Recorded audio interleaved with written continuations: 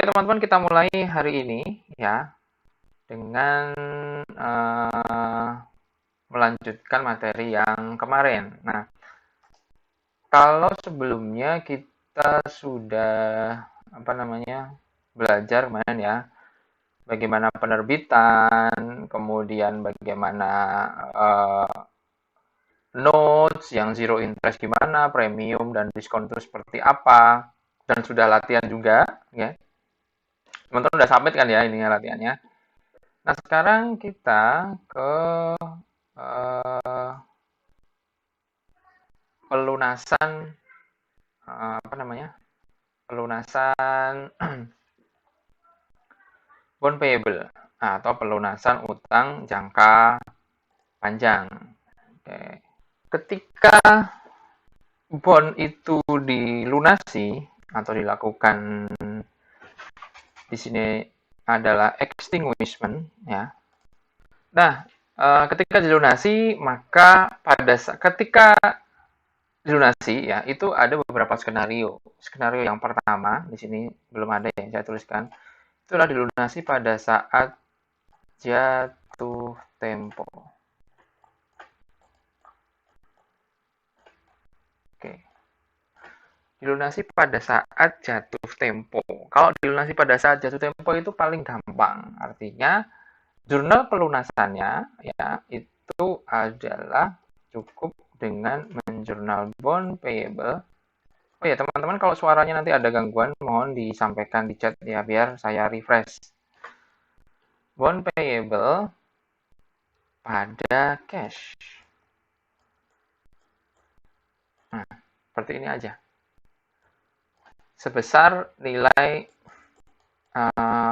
nominalnya atau face value. Ini adalah berupa nilai nominalnya atau nilai pokoknya. Itu ya. Nah, begitu. Pada saat jatuh tempo itu gampang. Bond payable pada cash sebesar nilai pokok. Nah, ini kalau situasinya adalah bond itu kita udah bayar bunga terus sampai akhir periode dan pada saat jatuh tempo kita bayar, maka cukup menjurnal bond payable pada cash seperti ini. Namun ada beberapa skenario lain ya. Jadi di samping dibayar pada saat jatuh tempo, bond atau obligasi itu bisa juga situasinya dibayar selain pada jatuh tempo. Biasanya adalah dibayar di awal gitu ya, sebelum jatuh tempo secara cash. Bisa juga dibayar dengan pembayarannya itu tidak dengan cash. Jadi misalnya si debitur atau kita sebagai orang yang utang itu nggak punya cash, nggak punya duit. Lalu kita bayarnya dengan menyerahkan aset misalnya berupa peralatan, tanah, bangunan gitu ya. Atau mungkin surat berharga. Bisa juga kondisi di mana pembayaran itu ketika misalnya kita sebagai debitur itu kesulitan uang, maka bisa mengajukan restrukturisasi atau istilahnya kayak mengulang atau memperbaiki perjanjian yang ada. Jadi semacam negosiasi karena debitur sedang kesulitan dalam hal finansial. Nah, negosiasi ini misalnya bisa dilakukan dengan cara meminta perpanjangan waktu jatuh tempo. Jadi misalnya jatuh temponya hari ini, tapi karena hari ini kita nggak punya duit, kita negosiasi gitu. Negosiasi gimana kalau diundur jadi 2 tahun lagi gitu. Bisa seperti itu. Atau misalnya selain diundur jangka waktunya, nilai pokoknya dikurangi. Jadi nanti misalnya awalnya kita utang 10 juta, dikurangi jadi 8 juta.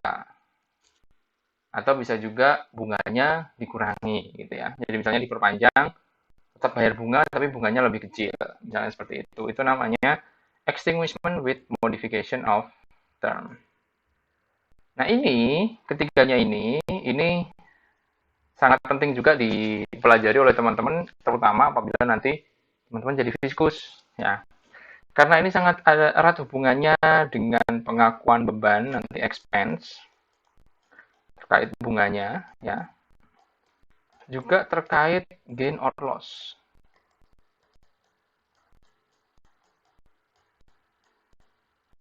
Nah, terkait gain or loss. Ada gain or loss-nya. Nah, kalau di sini.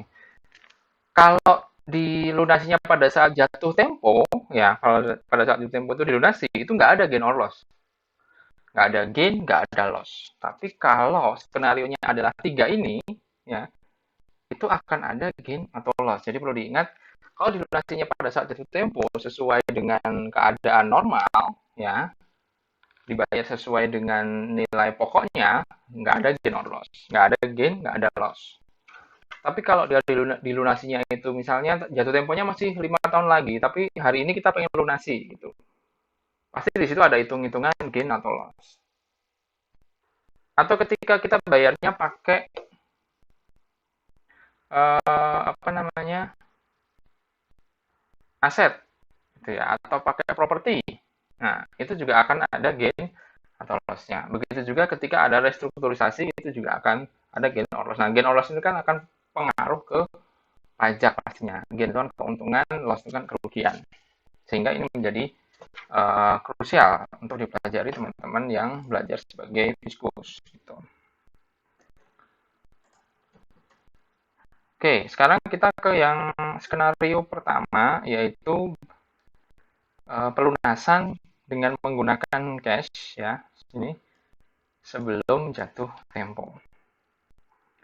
Ketika sebelum jatuh tempo di sini ya, seperti yang tadi saya sampaikan akan ada hitung-hitungan gain or loss. Nah, apa itu skenario-nya ketika gain, apa itu loss?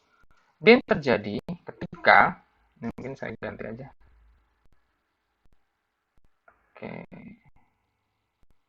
Nah, gain or loss itu terjadi ya ketika reacquisition price. Reacquisition price ini semacam apa namanya? Uang tebusannya. Nah, uang tebusannya itu disebut sebagai reacquisition price gitu. Jadi ketika reacquisition price ini ya lebih kecil daripada net carrying amount, ya, lebih kecil daripada net carrying amount, maka dikatakan dia gain gitu. Ya, kan dia gain. Ibaratnya gini, net carrying amount itu adalah yang di sini ya, saldo dari ini namanya atau posisi terakhir net carrying amount itu adalah ini ya sebelah kanan. Kalau kita bikin apa namanya tabel amortisasi, nah inilah yang dinamakan dengan net carrying amount gitu. Ini adalah net carrying amount posisi per 1 Juli 2020. Nah, seperti itu. Ini per 1 Januari 2021. Nah, inilah net carrying amount atau saldo dari obligasi itu ya, per tanggal pelunasan. Tinggal pelunasannya nanti di mana? Misalnya dilunasi pada tanggal 1 Januari 2022. Oh, berarti ya udah kita cari. Oh, berarti di sini berarti net carrying amount-nya. Posisinya adalah 96.454. Itu yang dinamakan dengan carrying amount. Kemudian terkait dengan mana tadi? Ya, terkait dengan loss, ya kalau loss itu ketika net carrying harga tebusannya ya itu lebih besar daripada net carrying amount. Ibaratnya kan net carrying amount tadi kan saldo dari utang kita atau nilai dari utang. Ya, misalnya kita utangnya net carrying amount-nya itu 98.000 misalnya gitu ya. Terus utang ini sebelum jatuh tempo kita bayar ya, kita lunasi dengan harga pelunasan itu 104.000 misalnya gitu ya. Nah, posisi seperti ini artinya apa? Artinya terjadi loss. Ya. Kenapa loss? Lah kita utang 98 kok disuruh bayar 104. Ya loss pastinya. Rugi. Gitu. Kalau sebaliknya, ya berarti gain. Gitu kira-kira. Menentukan gain or loss adalah membandingkan antara reacquisition price atau harga pelunasan dibandingkan dengan bond carrying amount atau net carrying amount-nya itu berapa. Seperti itu ya. Nah, ini juga yang penting bahwa pada saat pembayaran atau pelunasan, maka seluruh premium dan diskon itu harus diamortisasi sampai ke tanggal pelunasan. Jadi harus diupdate sampai ke tanggal pelunasan. Nah, misalnya seperti ini. Misalnya seperti ini, ya, seperti ini. Kalau misalnya dia lunasi pada tanggal 1 Januari 2021, maka ya harus diamortisasi sampai 1 Januari 2021 di sini. Gitu. Dan harus di jurnal. Jurnal bunganya plus jurnal amortisasi diskon atau premiumnya. Gitu ya. Nah, disinilah letak bond carrying amount.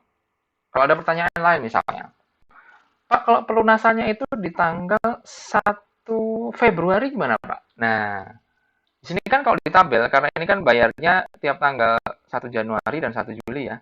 Kita lihat, ini kan di sini 1 Januari, di sini udah 1 Juli nih. Lalu yang 1 Februari gimana dong? Kalau dia lunasnya 1, maka kita harus menyelipkan di antara yang sini ya, itu harus menuliskan di bawah 1 Januari itu adalah amortisasi dan pembayaran bunga dari 1 Januari sampai ke 1 Februari. Gitu. Jadi harus diupdate sampai tanggal pelunasannya gitu. Ya, jadi harus kalau di sini kan 1 Januari berarti harus nambah 1 bulan lagi nanti diselipin di sini. Ya, gitu diselipin di sini. Maka ketemunya nanti berapa? Itu kira-kira ya. Jadi harus diupdate apa namanya? Seluruh pembayaran bunga dan amortisasinya. Itu supaya apa? Supaya net carrying amount-nya itu benar-benar menunjukkan angka pada saat ini reacquisition date gitu. Jadi net carrying amount-nya itu harus di posisi reacquisition date atau pada saat pelunasan. Gitu. Contoh nih, contoh. Evermaster itu eh, menerbitkan bond senilai 100.000 euro, ya, jangka waktunya 5 tahun, kuponnya 8%, dibayar semi annually, berarti per semester adalah 4%, gitu ya. Dan dengan yield atau bunga market adalah 10% atau kalau semi annual berarti dia 5%. Ya. Nah, ini adalah schedule dari amortisasi diskon di ininya di apa namanya? Obligasi tersebut gitu. Menurut Val, ya 2 tahun setelah penerbitan, ya, atau tepatnya di tanggal 1 Januari 2021, Evermaster membayar. Calls itu membayar ya. Reacquisition sama call itu artinya tidak berbeda ya. Artinya dia melunasi. Call. Call the entire issue berarti menebus atau membayar seluruh penerbitan dari obligasinya semuanya pada 101 and cancel it. Maksudnya and cancel itu berarti dia melunasi dan ya sudah menyelesaikan semuanya gitu ya. Dia udah nggak punya utang lagi gitu. Bukan artinya dia nggak jadi, bukan gitu. Dia melunasinya pada harga 101. 101 ini adalah sebuah angka indeks sebenarnya. Artinya harga dalam satuan mata uangnya atau nominalnya itu adalah 101%-nya cara ngitungnya kali nilai nominal. Seperti ini. Jika nilai nominalnya dia 100.000 kali 101% atau 1,01.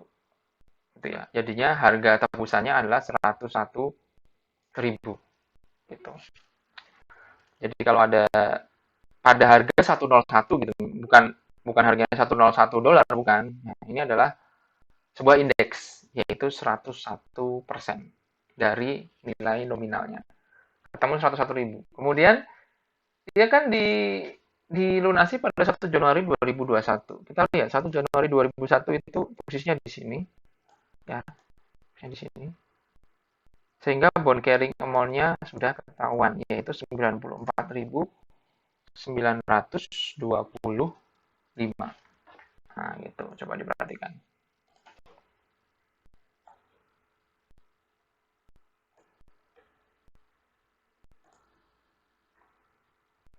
Gitu ya. Nah, setelah itu, bagaimana untuk jurnalnya? Pertama yang harus dijurnal, ingat ya, ini yang krusial, pastikan sudah menjurnal ininya dulu, pembayaran bunga serta amortisasi diskon di tanggal 1 Januari 2021. Nah, ini harus nih, harus di jurnal. Ini kalau di slide standarnya belum ada ya, jadi tadi saya utak-utik terus menemukan ini gitu ya. Terus saya tambahkan ya, karena kalau nggak diingetin kadang kita lupa gitu ya. Jadi langsung buru-buru menjurnal pelunasannya. Padahal sebelumnya itu harus pastikan ya kita eh, di tabelnya ini ya kita harus tunjukkan sampai ke tanggal pelunasan di sini ya. Kita harus tuliskan. Setelah itu jurnal juga ya seluruh pembayaran bunganya ya terutama sampai pada saat pelunasan. Nah, ini interest expense 4711, loan payable 711, cash 4.000. Ini dapatnya dari sini ya. 4.000, 4711, 711. Seperti itu. Setelah itu tentukan gain or loss-nya. Kita lihat di sini harga pelunasannya 101, utang kita 94. Kita utang nilainya 94, tapi disuruh bayar 101. Nah, jadinya kita rugi 6.000. Nah, dalam hal ini kita akan menjurnal yaitu bond payable di debit sesuai dengan nilai carrying amount-nya gitu ya. Lalu loss di debit senilai 6.000 dan cash di kredit 101.000. Nah, itu kira-kira bagaimana pelunasan pelunasan utang atau pelunasan obligasi pada sebelum jatuh tempo. Jadi kita tinggal ngitung gain or loss-nya seperti apa. Ini posisinya adalah ketika dilunasi eh, semuanya ya, 100% itu dilunasi gitu. Ada pertanyaan mungkin teman-teman silakan yang ingin bertanya silakan saja kalau mau.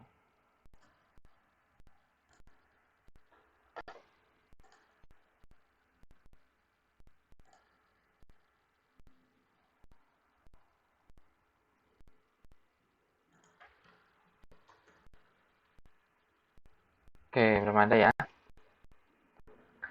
Kalau belum ada, enaknya kita ini latihan ya, latihan. Coba kita latihan soal. Coba saya carikan dulu latihan soalnya.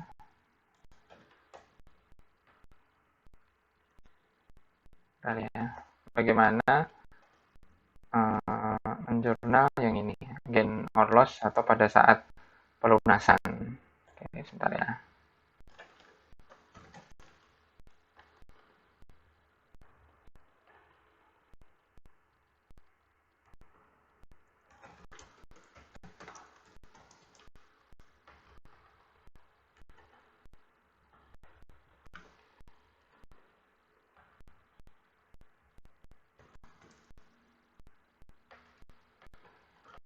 Oke.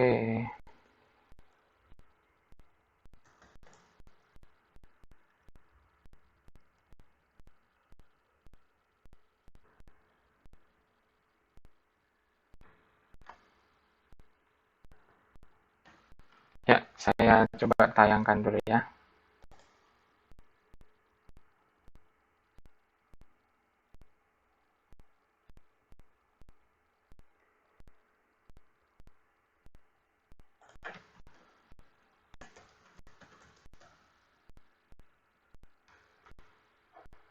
Oke, ya, ini adalah soalnya. Jadi misalnya Keso menjual atau menerbitkan bon 500.000 dengan bunga kupon 10% pada 1 Maret 2015. Bon ini membayar bunganya pada 1 September dan 1 Maret. Ya, kemudian jatuh temponya ini adalah 1 September 2018. Berarti kan 3,5 tahun. Gitu ya. Bon ini dijual dengan pada saat market rate-nya adalah 12%. Ya. Lalu pada tanggal 2 September, nah, itu seluruh bonnya apa namanya ditebus atau dilunasi dengan harga 480.000. Nah, coba tentukan jurnal entry-nya gitu ya sampai tanggal 1 tahun aja sampai apa namanya sampai tanggal pelunasan termasuk bagaimana schedule amortisasinya terutama sampai pada tanggal pelunasan. Oke, silahkan dikerjakan ya. Oke, ada tanya dulu. Oke, ya udah saya jawab dulu. Pak izin bertanya, jika bunga dibayarkan setiap tanggal 1 Mei, obligasi dijual pada 15 Juni, itu hitungan penyesuaian bulannya 1 bulan ya. Sebentar, Pak izin bertanya, jika bunga dibayarkan setiap 1 Mei, obligasi dijual pada 15 Juni, itu hitungan penyesuaian 1 bulan. Ya, dibulatkan aja. Jadi dibikin gampang aja. Kalau dalam praktek normal, itu sampai per hari dia dihitung. Cuma kita karena hanya latihan saja, nanti dibulatkannya per bulan aja. Kalau misalnya lebih mendekati apa di 15 Juni ya ya udah dibikinnya sorry 15 Juni itu bisa dianggap di asumsinya katakanlah bisa ditarik ke 1 Juni atau bisa ditarik ke 1 Juli nggak masalah. Kalau bagi saya sih nggak terlalu masalah. Tinggal di sana asumsinya bagaimana. Nggak usah terlalu ribet itu 1,5 bulan ya. Itu nanti aja kalau dalam prakteknya seperti itu. Kalau kita dalam latihan nggak usah terlalu ribet. Oke, Indra Surya, izin bertanya Pak, dalam hal terjadinya extinguishment sebelum maturity, apa yang menjadi pertimbangan dilakukan hal tersebut? Lalu apakah pemegang bon bisa menolak? Oke, dalam hal terjadinya pelunasan sebelum jatuh tempo yang menjadi pertimbangan banyak. Pertimbangannya itu ada dua, bisa datang dari dua pihak. Satu debiturnya, dua krediturnya. Pertama, kalau kreditur biasanya, krediturnya itu butuh uang. Jadi misalnya saya ngutangi ke teman-teman, ya kan. Teman-teman jual bon, saya beli, gitu kan. 2 tahun kemudian, jatuh temponya 10 tahun misalnya. 2 tahun kemudian saya lagi butuh uang nih, butuh banget, gitu ya. Terus saya bilang, eh bon ini bisa nggak kamu lunasi sekarang? Gitu loh. Nah, biasanya kalau yang terjadi adalah seperti itu, biasanya yang untung adalah yang debitur. Misalnya begini, karena krediturnya butuh uang, gitu kan? Karena krediturnya butuh uang, terus debitur bilang, ya udah kalau kamu mau, tapi harganya saya turunin ya penebusannya gitu loh. Itu bisa. Atau dari sisi debitur bisa juga. Sisi debitur itu pengen supaya neracanya itu lebih bagus gitu ya, utangnya rasio keuangannya lebih bagus gitu. Sehingga dia berbicara kepada kreditur mau nggak utangnya saya lunasi sekarang gitu loh. Saya mumpung punya duit nih, saya mumpung ada duit nih gitu. Jadi dia bisa lunasi. Nah, kalau yang mau dari sisi debitur biasanya yang punya bargaining power itu adalah si kreditur. Jadi dia mau ya udah mau tapi harganya tinggi ya gitu. Kira-kira gitu ya. Untuk Indra, apakah pemegang bom bisa menolak? Ya bisa aja, kan itu juga negosiasi. Harga itu sebenarnya adalah yang terbentuk ya. Kalau yang tadi kita, misalnya di soal ini kan 480 itu sebenarnya hasil negosiasi juga. Gitu. Mau nggak kreditornya seharga segini? Kan pasti kan akan saling tarik menarik nih si pembeli dan penjual tawar-tawaran ya kayak jual beli barang gitu lah. Mau nggak harga segini? Mau nggak mau, kok itu kemahalan. Mau deh gitu. Ya kayak gitulah. Ya, bisa menolak, bisa. Malik Muluk ini penyesuaiannya memperhatikan bulan saja, bulan aja, lebih enak bulan. Jadi kalau kita belajar nggak usah terlalu rigid ya. Misalnya terjadi tanggal 10 ya nggak usah 10 hari itu langsung disesuaikan, nggak usah. 10 hari itu dianggap ya itu masih di awal bulan, itu nggak masalah. Ulfi, izin bertanya Pak, ketika pembayaran non-callability terjadi sebelum jatuh tempo dan telah diamortisasi sampai jatuh tempo, kan agar net izin pertama, ketika pembayaran non-callability terjadi sebelum jatuh tempo dan telah diamortisasi sampai jatuh tempo itu kan agar net carrying amount-nya di posisi requisition. Namun mengapa masih dapat terjadi gain or loss? Eh, Kalau sebelum jatuh tempo, ya itu kan sebelum jatuh tempo, kan posisinya begini ya. Ketika terjadi sebelum jatuh tempo, sebentar, saya ini dulu. Oke, bentar ya. Misalnya begini, apa namanya? Misalnya ini contoh. Ini adalah tabel amortisasi dari awal sampai jatuh tempo gitu ya. Nah, kalau dilunasi sebelum jatuh tempo, artinya apa? Ini kan schedule ini kan hanya untuk membantu ya. Kira-kira, maksudnya schedule ini adalah untuk membantu bahwa setiap tanggal pembayaran bunga itu akan ada amortisasi gitu kan. Nah ini kita bisa buat di awal, ya kan di awal untuk mengetahui dari amortisasi awal sampai amortisasi yang terakhir. Cuma ketika di tengah-tengah itu dilunasi, berarti kan ini ya ini nggak ada lagi gitu kan. Karena apa? Karena pertanggal ini sudah dilunasi gitu ya kan. Nah, pertanggal ini itu kan nilainya adalah 105.418 katakanlah gitu ya. 105.418. Misalnya ditebus dengan harga 106. Nah, gitu kan.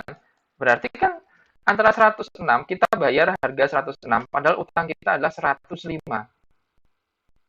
Kan rugi kita. Uang kita utang dengan posisi di tanggal 1 Januari ini posisinya adalah 105, tetapi kita disuruh bayar 106. Ya rugi. Nah, ibaratnya gitu aja. Gampangnya. Ya, itu tadi pertanyaan dari Ulfi. Sip, itu ya kira-kira Indra, kemudian Malik, Ulfi, Salsa. Thank you. Kita ke soal latihan yang tadi ya. Silakan yuk kita kerjakan sama-sama ya. Ke latihan ini ya. Silakan teman-teman lihat apa soalnya, kemudian bikin jurnalnya, bikin schedule amortisasinya, kira-kira seperti apa. Gitu. Silakan mengerjakan. Yuk. Oke, ini saya tunjukkan ininya, hasil jawabannya.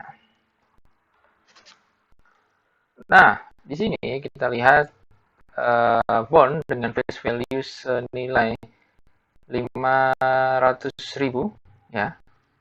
Saya gedein. Nah, oke. Okay. Iya, biar enak. Oke. Okay. Face value 500.000 dengan kupon 10% dan market 12%, tapi karena semi annual maka per semi annual atau per semester bunganya adalah untuk kupon 5% dan pasar 6%. Jatuh tempo 3,5 tahun sehingga ketika semi annual N-nya sama dengan 7.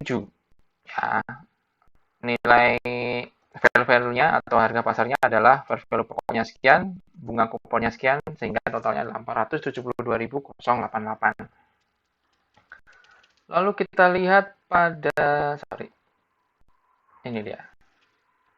Kita lihat untuk schedule-nya, ini tanggal 1 Maret pada saat penerbitan nilainya adalah 472.000, kemudian 1 September di sini adalah 25.000 bayar ini ya, bayar bunga, dan interest expense-nya adalah 28.325, itu 6% kali carrying amount, kemudian selisihnya masuk ke diskon amortization, Karena ini diskon, maka ini harus ditambah, ya kan, supaya nilainya nanti mendekati face value-nya, yaitu 500.000. Nah, di tanggal 1 September kita udah sampai ya di sini carrying amount-nya adalah 482.674,47. Nah, kebetulan disoalkan dilunasi pada tanggal 2 September, nggak masalah. Selisih 1 hari masih nggak masalah. Ya. Carrying amount-nya adalah 482.674 dan reacquisition price-nya adalah 480.000. Itu ya, 480.000.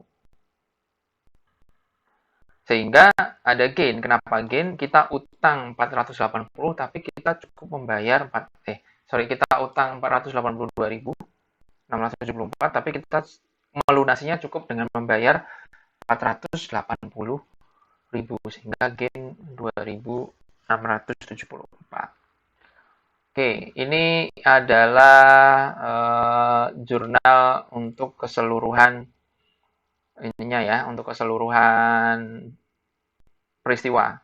Mulai dari penerbitan cash pada bond payable, ya. Terus 1 September kan bayar bunga ya. Nah, ini saya pisah ya. Jadi ini untuk jurnal bayar bunga kuponnya. Ini adalah jurnal untuk amortisasinya. Digabung boleh nggak Pak? Boleh, sama aja. Nanti kalaupun ujian dipisah, digabung, poinnya tetap sama. Gitu. Ini kan bisa digabung di sini ya.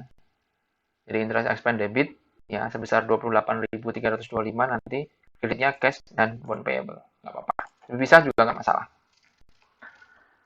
Gitu. Terus 31 Desember kita bikin ini apa namanya? Kita bikin jurnal penyesuaian ya sini, yaitu untuk September, Oktober, November, Desember ini 4 bulan saja ya. Ini 4 bulan. Nah, jadi interest expense pada interest payable 16.666,67. Nah, ini seperti ini. Ini adalah 4 per 16 4 per 6 karena ini hanya 4 bulan saja. Dari mulai September sampai Desember. Itu ya. Ini. Nah, ini adalah amortisasi untuk per 31 Desember pada saat kita penyesuaian. Nah, ini juga interest expense-nya pada bond payable 2000. Dapatnya dari mana? Dapatnya dari sini, ya. Ini kan habis September, Maret, ya kan. Nah, di sela-sela kedua ini kan ada 31 Desember, yaitu dari September ke Desember ada 4 bulan. September, Oktober, November, Desember. Maka ya tarifnya adalah yang di Maret setelah September ini ya kita kalikan dengan 4 per 6. Kita kalikan 4 per 6. Ini kalikan 4 per 6, ini kita kalikan 4 per 6. Hasilnya adalah seperti ini. Nah, sorry, hasilnya yang ini. Ya, yang ini. Ini interest expense pada interest payable, ini interest expense pada bond payable. Gitu. Ya.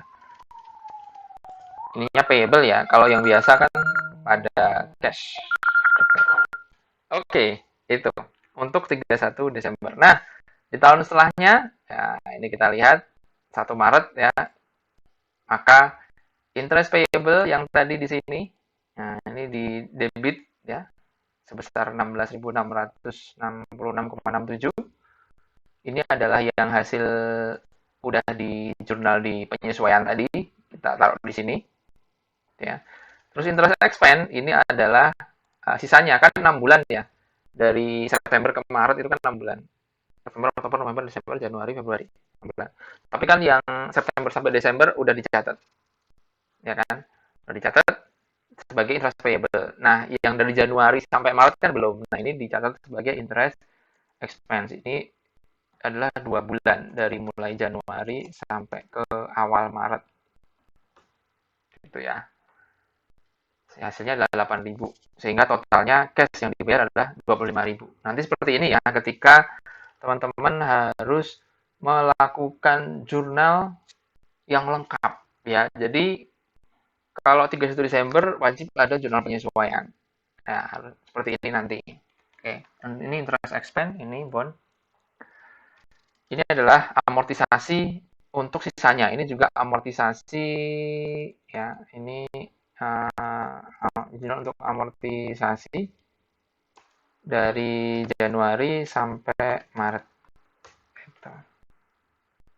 Kalau yang ini tadi amortisasi dari September sampai Desember gitu. Nih. Ya. Oke. Lalu pada tanggal 1 September 2016 ya, seperti biasa bayar bunga interest expense pada cash 25.000. Lalu di sini ada apa namanya? Amortisasi diskon juga. Ya, amortisasi diskon sebesar 3.000. Oke, sesuai dengan schedule. Sini ya. Baru kemudian di jurnal yang pelunasan. Nah, ini kira-kira skenario kalau kalau dilunasinya adalah per 1 ini per 2 Desember, sorry. 2 September. Tadi ya. Tapi dianggapnya sama aja lah. Karena selisih 1 hari aja. Gitu. Gimana kira-kira teman-teman? Paham ya? Udah bisa ya? Cukup mudah kok ini. Untuk apa namanya? Untuk mengikutinya. Ya, tidak sulit. Nah, bagaimana kalau skenario-nya sedikit diubah, teman-teman? Saya coba bikin skenario baru. Ya, saya coba bikin skenario baru. Ini, oke. Skenario-nya adalah, sebentar ya, seperti ini. Kita coba. Nah,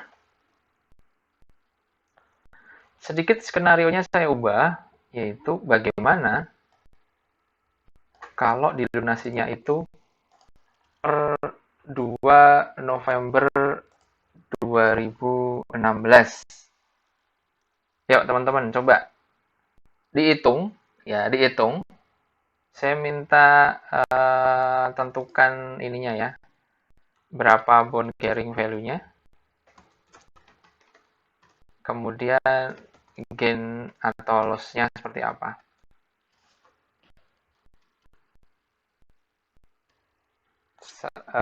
Sorry. Sebelumnya tentukan juga nanti ya pembayaran bunganya seperti apa, amortisasinya seperti apa. Oke, yuk coba teman-teman latihan kerjakan. Gimana kalau ternyata skenario-nya itu seperti ini. Gitu. Silakan ya. Ternyata dilunasinya itu pada 2 November, bukan pada 2 September.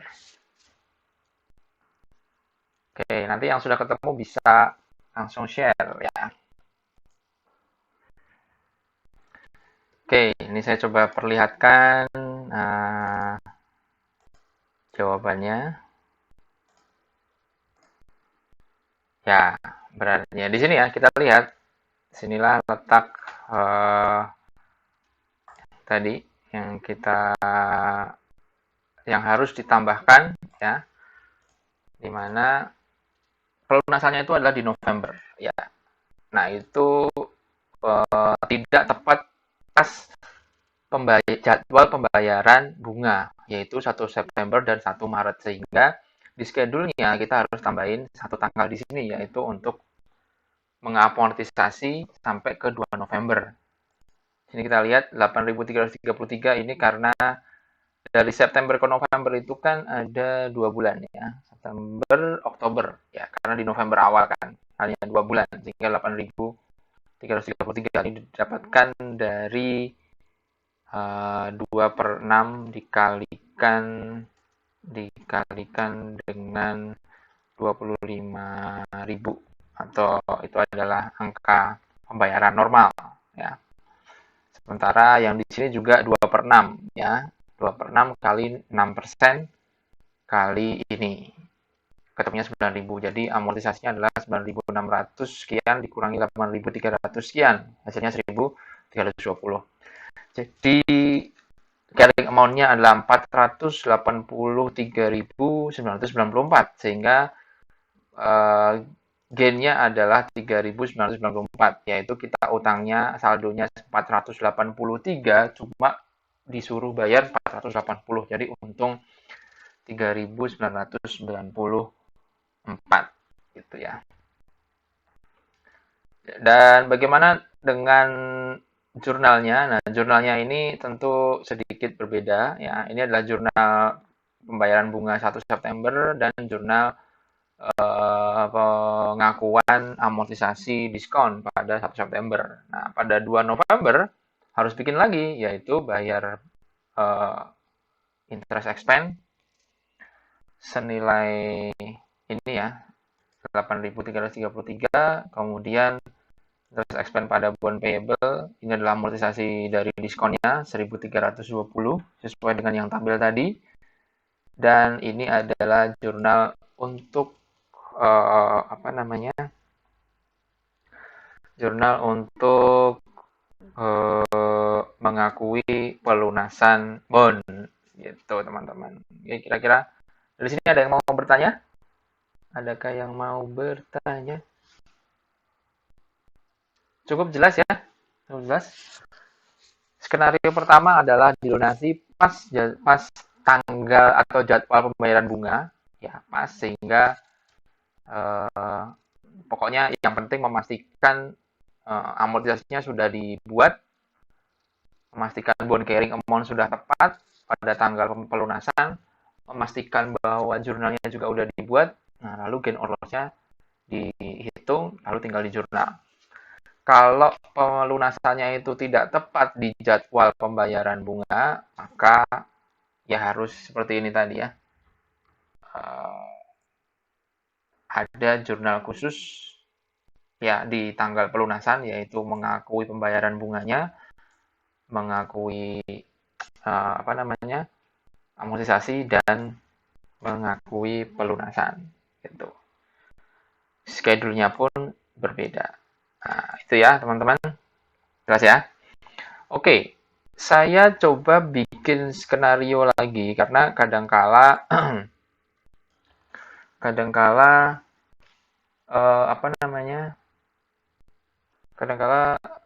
soal ya itu variasinya banyak ya, misal seperti ini ya, dengan soal yang tadi coba saya alihkan dulu ke layar yang tadi. Oke, misalnya ini soalnya sama persis seperti yang ini, tapi skenarionya saya sedikit ubah. Skenarionya ini saya buat seperti ini, 400, misalnya begini ya, 480.000 misalnya gitu ya. Atau begini, ininya tak ganti ya, 475.000 ya, tak ganti dalam kurung ya, include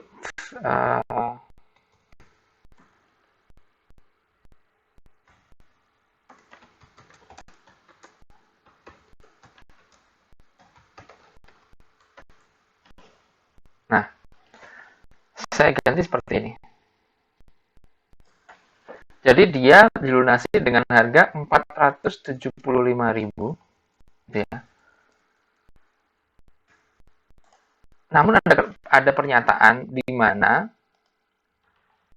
di sini keterangannya adalah termasuk untuk pembayaran dari bunga yang terutang. Gitu ya. Nah, kalau ada pernyataan seperti ini, ketika ada pernyataan include ya, include interest payment, ini sedikit berbeda, harus hati-hati. Jika include interest payment, maka kita harus memastikan ya harus memastikan ya bahwa bukan memastikan harus menghitung ya, menghitung harga pelunasan bond yang sesungguhnya. Ya. Jadi sudah mengeluarkan nilai yang atau mengeluarkan uang yang digunakan untuk bayar bunga terutang. Ya. Jadi kalau ada kata-kata include payment of accrued interest, berarti harga 475 ini sebenarnya bukan harga bond murni, bukan harga penebusan murni. 475 itu termasuk di dalamnya untuk bayar bunga terutang. Nah, kita tadi pernah atau lihat, ya saya coba alihkan lagi di soal yang tadi, di jawaban yang tadi, kan dibayarnya 480.000 ya kan? 480.000. Nah, kan ini nggak ada keterangan ya. Jadi ini kita anggap atau asumsinya adalah harga murni untuk penebusan yang tadi bondnya. Langsung gain or loss-nya ketemu 3.994. Gitu. Kita lihat di jurnalnya ya, di tanggal 2 November itu kan begini. Selain kita mengeluarkan 480.000, ternyata kita juga mengeluarkan uang untuk bayar bunga. Nah, artinya apa? 480.000 yang ada di sini, yang kita gunakan untuk bayar melunasi bond, itu di luar pembayaran bunga. Nah, gitu. Sehingga ini adalah harga pelunasan murni yang langsung bisa dihitung gain or loss-nya. Tapi ketika harga 400 tadi harganya kan 475.000. Tetapi ternyata sebagian dari harga ini saya hapus dulu ya. Sebagian dari harga ini itu untuk bayar bunga. Ternyata bunganya berapa yang harus dibayar? 8.333. Ini ya, 8.333. Nah, artinya berarti 475.000 ini harus kita kurangi dulu dengan 8.333 gitu untuk bisa menyajikan berapakah nilai atau harga pembayaran yang murni gitu ya. Berapakah nilai pembayaran yang murninya gitu. Nah, kalau seperti ini 475 itu adalah termasuk untuk bayar bunga, berarti yang untuk melunasi itu artinya hanya sekitar 466.667 sehingga gain-nya adalah 17.327. Nah, seperti ini. Jadi nanti di sininya akan disesuaikan yaitu yang ini ya. 466. Nah, jurnalnya seperti ini. Jadi cash-nya sebesar 8.000 untuk bayar bunga dan untuk melunasinya hanya 466, sehingga kalau kita tambahkan totalnya termasuk untuk bayar bunga adalah 475.000. Gitu ya. Paham ya? Pak, untuk yang kami upload di GCL, jawaban untuk skenario yang awal saja, apa skenario 2 dan 3 juga? Oke. Untuk ini cukup skenario yang 1 dan 2 saja ya. Untuk selanjutnya nggak usah, yang tadi aja pokoknya yang harus diupload.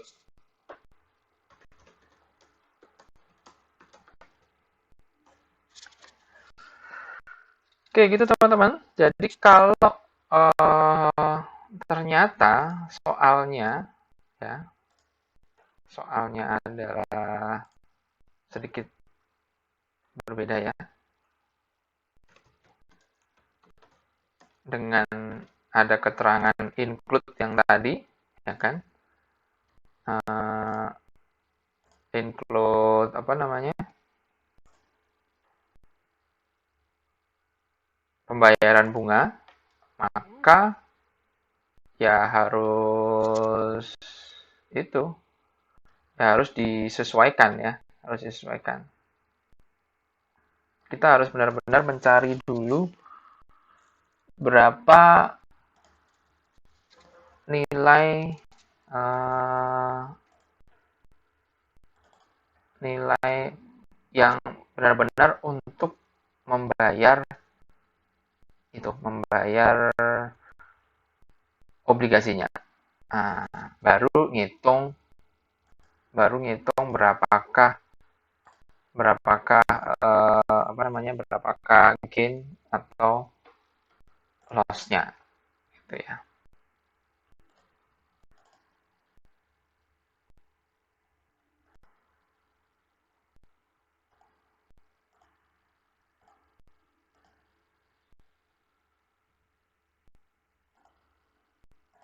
Nah, ini tadi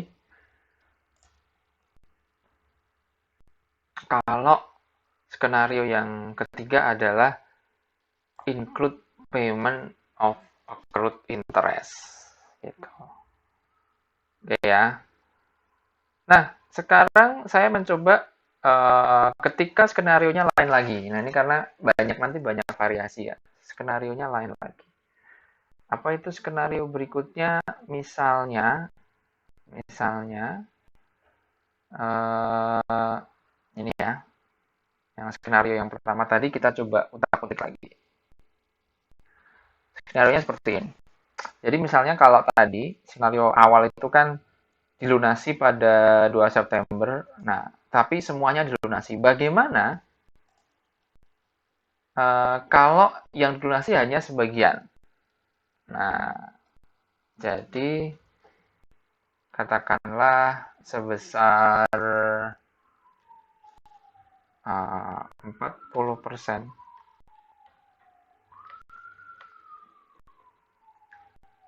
of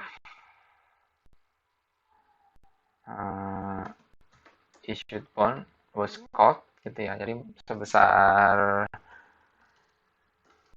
40% dari bond, 40% kali 500.000 itu berapa? Berarti sebesar 200.000 ya. Sebesar 40% dari bond yang tadi diterbitkan ya, dari total bond yang diterbitkan itu dilunasi dengan harga misalnya 210.000. Nah, kalau begini gimana teman-teman? Sekarang, kalau begini gimana? Jadi, yang dilunasi itu hanya sebagian. Yang dilunasi hanya sebagian. Coba, kira-kira bagaimana menentukan ya?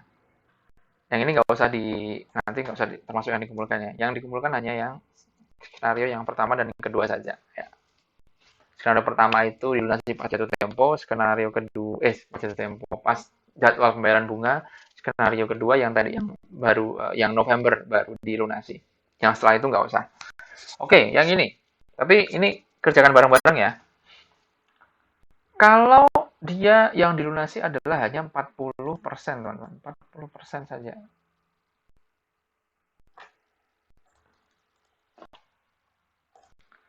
Coba kalian tentukan. Ini gain atau loss-nya berapa? Terus diskon amortisasinya gimana? Gitu ya. Atau paling nggak gain or loss-nya dulu deh. Bagaimana gain or loss-nya dan bagaimana entry-nya? Ya, silakan teman-teman coba coret-coret dulu ya. Gain or loss kalau sebagian dilunasi seperti apa. Nah, dalam skenario ini artinya kan kita kita berhutang 500.000 ya kan. Tapi kita ingin lunasi sebagian. Jadi nanti diharapkan di masa mendatang itu kita cuma bayar 300.000. Jadi yang senilai 200.000 itu kita bayar sekarang karena kebetulan punya duit nih. Kan kalau utangnya 500.000 kan bayar bunganya 500.000 apa bayar bunganya kan tinggi ya. Nah, kita pengen karena sedang punya uang, udah kita lunasi sebagian aja gitu. Sebagian lunasi supaya nanti bayar bunganya juga lebih ringan dan nanti pada saat jatuh tempo itu bayarnya juga lebih ringan. Nah, gitu. Oke, coba teman-teman siapkan coret-coretannya. Jadi dia akan loss ya sebesar 190 sorry. Carrying amount-nya adalah 193.000 dan reacquisition price-nya 210.000 sehingga loss 16.000. Oke, saya coba lengkapi dulu isiannya.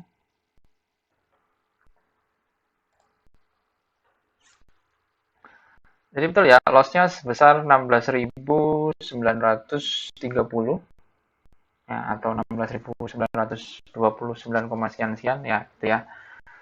Nah, di sini kita lihat per 1 September itu kan carrying amount-nya 482. Ini kan 100% ya kan. Yang ini adalah 100%. Nah, nilai 40%-nya adalah 193.069,79. Ini adalah nilai sebesar 40% atau yang dilunasi. Ya, ini ya. Ini adalah nilai yang dilunasi. Ya, jadi 40% kali carrying amount-nya. Sehingga ini adalah carrying amount yang 40% gitu ya. 193 dan reacquisition price yang 40% itu juga 210.000 ya, sehingga total loss-nya adalah 16.930 ya. Kita utang 193 tapi suruh bayar 210 sehingga rugi gitu. Berarti setelah dikurangi ini, maka carrying amount yang baru ya itu per 1 September menjadi tinggal 289.604. Ini sebagai carrying amount yang baru atau hanya sebesar 60% saja gitu. Yang ininya ya, 60% saja. Sehingga nanti di bulan 1 Maret ininya tinggal 60% dari biasanya. Kalau biasanya bayar 25.000, ini bayarnya tinggal 15.000. Berarti 60% kali 25.000. Kalau yang ini 60 ini kan tinggal sisanya ya, ya sudah. Carrying amount-nya sekarang sudah baru, ini sudah mencerminkan 60%, itu ya. Jadi tinggal 6% kali ini, nanti jadinya 17.000, sehingga ini ketika diselisihkan, amortisasinya tinggal sekian, dan nilainya carrying amount untuk 1 Maret nanti seperti ini. Jadi seperti ini ya, kira-kira ketika yang dilunasi itu hanya sebagian. Jadi kita harus tahu dulu atau harus bikin schedule-nya untuk yang 100% dulu, udah setelah ketemu, terus tentukan nilai yang dilunasi, berapa persen, 50%, 30%, 10% itu berapa, gitu ya. Terus di sini, nah ini nanti kita gunakan, ya, ini di luar tabelnya ya, jadi hanya untuk mengekstrak saja. Lalu di sini kita akan hitung gain or loss-nya ya sebesar carrying amount-nya dari 40%, reacquisition price-nya juga tadi sudah dikatakan sebesar 210.000 ya. Sehingga loss 16.930 gitu. Nah, untuk selanjutnya schedule-nya akan seperti apa, Pak? Nah, seperti ini ya. Akan lanjut ya. Di sini setelah dikurangi dengan yang dilunasi, ini berarti sisanya. Berarti ini dikurangi ini sama dengan ini. Ini adalah bagian dari 60%. Ya, sehingga total sekarang nilai ininya cuma apa nilai utangnya ya, totalnya kan cuma 300.000.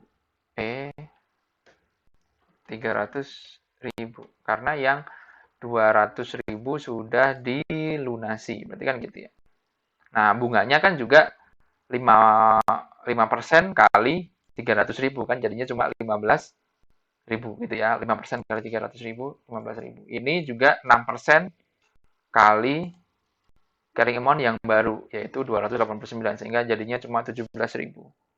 Ketika ini dikurangi ini, jadinya 2.300, dan akhirnya, apa namanya, akhirnya carrying amount untuk 1 Maret tahun berikutnya, sorry, ini harusnya 2017, 291.980 gitu. Oke, gimana? Jelas teman-teman? Untuk ini skenario di mana terjadi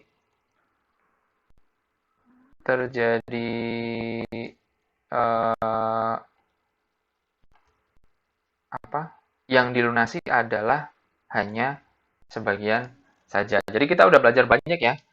Pertama, dilunasi dengan jadwal pas ya, pas banget dengan jadwal untuk bayar bunga. Yang kedua, tidak pas jadwal bayar bunga. Yang ketiga, dibayar pas jadwal pembayaran bunga tapi cuman sebagian. Nah, itu ada 3 skenario yang mungkin nanti ketika ujian bisa aja nanti skenarionya variasinya akan seperti ini gitu. Oke, ada yang mau ditanyakan teman-teman dari penjelasan ini? Kalau ada yang masih belum jelas, silahkan disampaikan.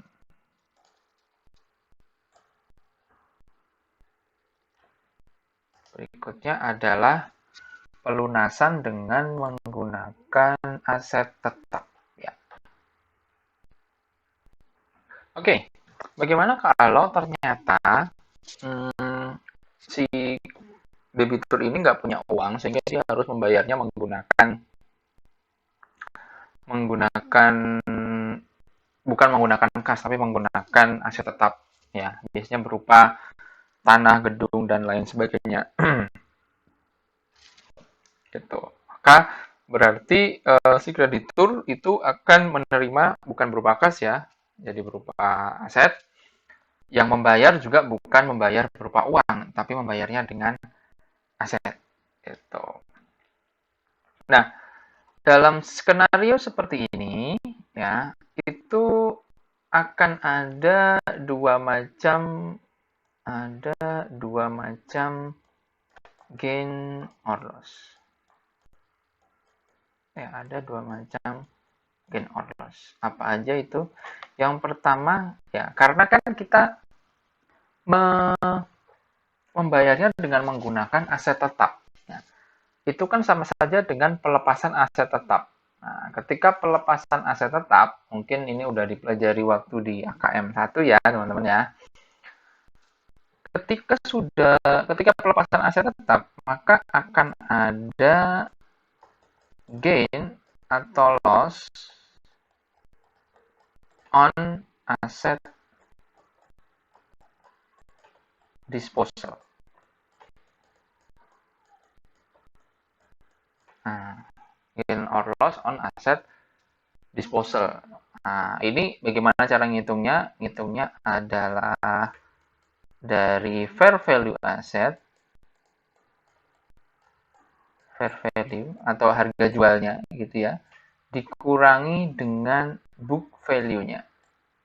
Nah, misalnya saya punya tanahnya itu di catatan neraca saya harganya adalah 1 miliar. Ternyata fair value atau harga pasar wajarnya itu adalah 1,5 miliar. Berarti saya ada gain sebesar 500 juta atau setengah miliar, kira-kira begitu. Yang kedua adalah gain or loss, saya singkat ya, gain or loss pada bond extinguishment seperti yang telah kita bahas tadi. Extinguishment, agak susah nih. Nah, gitu ya. Jadi ada dua, ya, ada gain or loss asset disposal, yaitu fair value dikurangi book value. Ada gain or loss on bond extinguishment, yaitu yang tadi ya, reacquisition price ya, ini dibandingkan dengan bond carrying amount-nya. Itu teman-teman. Reacquisition price dibandingkan dengan bond carrying amount, sehingga jadilah seperti itu. Ya. Oke, contoh soalnya bagaimana? Ya, contoh soalnya seperti ini misalnya. Hamburg Bank itu meminjamkan uang pada bond mortgage gitu misalnya ya. Dan digunakan bond mortgage untuk bangun apartemen. Nilai utangnya obligasinya adalah 20 juta euro. Kebetulan ini kayaknya skenarionya dijual diterbitkan pada par gitu ya. Jadi nggak ada diskon atau premium. Lalu karena apartemennya itu kayaknya nggak laku gitu ya, sehingga dia nggak mampu untuk membayar kewajibannya. Lalu Hamburg Bank setuju ya untuk menyelesaikan uh, ininya apa hutangnya itu, obligasinya, setuju daripada nggak dibayar, ya udah dia sepakat untuk menerima real estate atau apartemen itu yang bernilai fair value-nya adalah 16 juta. Kita lihat fair value 16 juta. Nah, ini akan kita gunakan nanti ya fair value dari aset ini untuk ngitung gain or loss pada pelepasan aset ya. Terus untuk ini ya untuk melunasi total dari kewajibannya yaitu 20 juta. Oke, berarti ini adalah bond carrying amount-nya 20 juta. Itu ya. Real estate itu atau apartemen itu punya carrying value. Carrying value ini sama dengan book value itu 21 juta. Nah, dari sini kita bisa lihat nih. Book value-nya adalah 21 juta. Terus fair value asetnya adalah 16 juta. Berarti gain atau loss ya. Artinya dia loss karena apa? Harga jualnya itu jauh lebih rendah daripada harga bukunya atau nilai bukunya. Sehingga di sini loss 5 juta. Ini loss apa? Loss on disposal, loss on asset ya, disposal.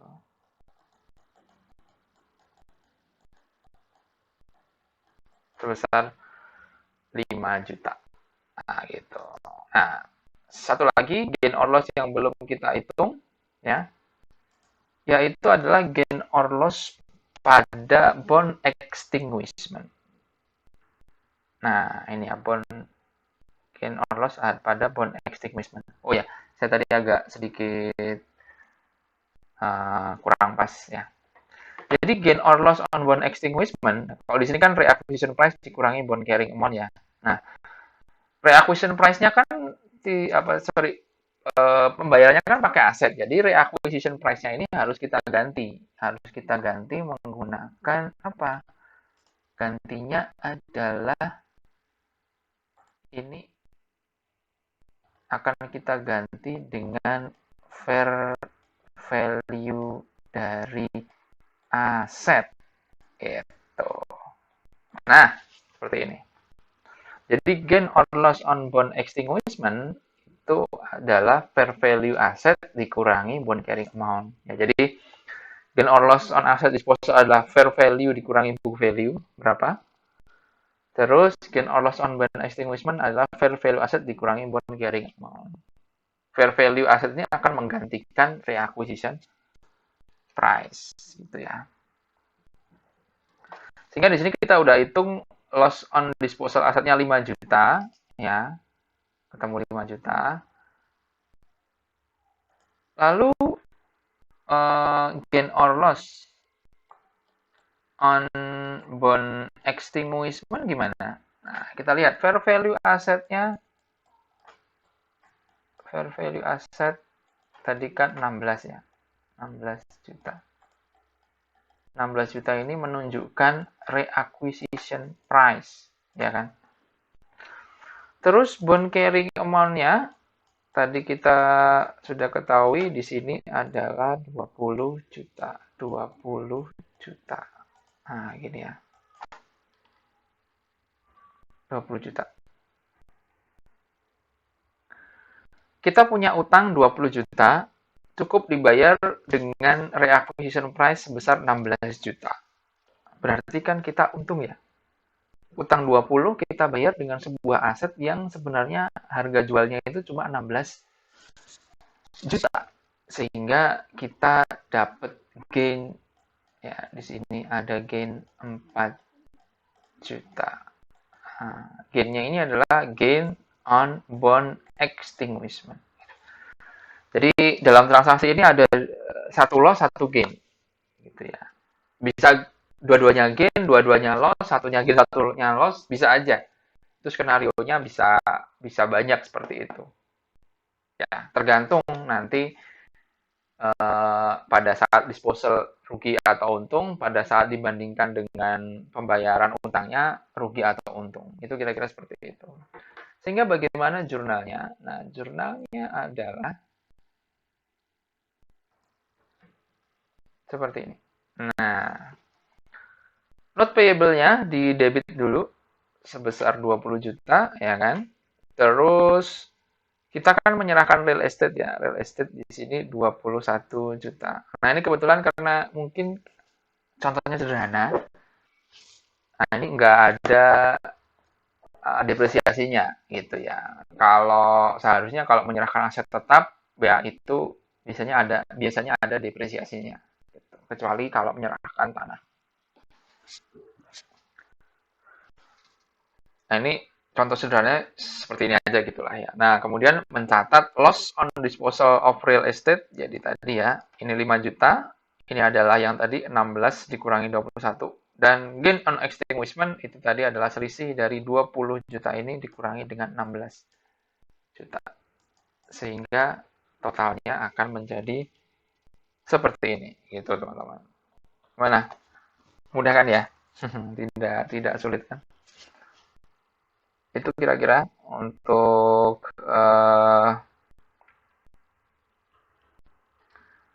untuk sesi pembayaran dengan menggunakan non kas, ya bukan kas, dengan menggunakan aset.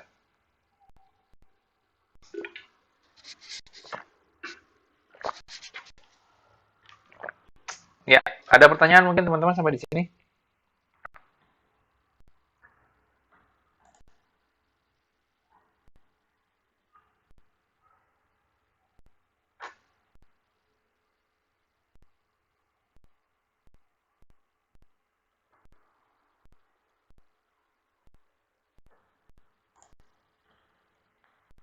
Ada pertanyaan? Belum ada ya? Kalau belum, oke, ini ada Felina nih.